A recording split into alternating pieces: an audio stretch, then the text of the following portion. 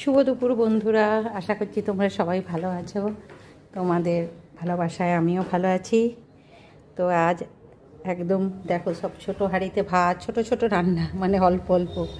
কারণ আজকে কর্তা নেই, গেছে ডিউটি। তো সকালে তো পোহা বানিয়েছিলাম, তো তারপর ভাবলাম এদিক ওদিক কাজ করতে করতে এত দেরি হয়ে গেছে, তো ভাবলাম আজকে একদম সিম্পলের মধ্যে পছন্দের মেনু করে নিই, যেটা একটা দিয়েই খাওয়া হয়ে যাবে। এখানে তো ভাত করেছি অল্প করে, এখানে লেবু কেটেছিলাম, এখানে ডিম সেদ্ধ আছে, আর এখানে কালকের একটু ঝিঙের ডাল ছিল, সেটা গরম করে নিয়েছি।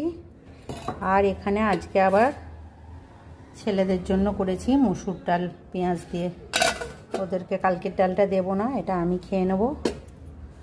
আর এখানে আছে, এই যে এখানে করেছি আলু চোখা, পেঁয়াজ দিয়ে শুকনো লঙ্কা অল্প করে দিয়েছি, কারণ ছেলেরাও খাবে। আলু চোখাটা একবারে করে নিয়েছি, আলু মাখতে গেলে আবার ভাত খাওয়ার সময় দেরি হয়ে যায়, ওই জন্য আলু চোখা করে নিয়েছি ঝাল ঝাল করে। একটু ঝাল মানে দেখতে হয়েছে লাল লাল, কিন্তু ঝালটা একটু কমই আছে।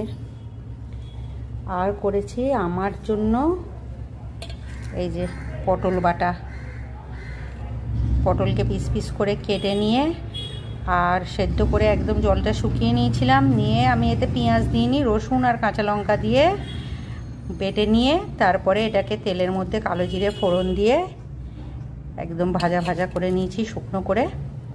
একটু নুন দিয়েছিলাম, চিনি দিইনি। পটল এমনিতেই মিষ্টি, আর ভরতে একটু ঝালঝালি ভালো লাগে। তো কীরকম হয়েছে আজকের লাঞ্চ মেনু সবাই কমেন্ট করো।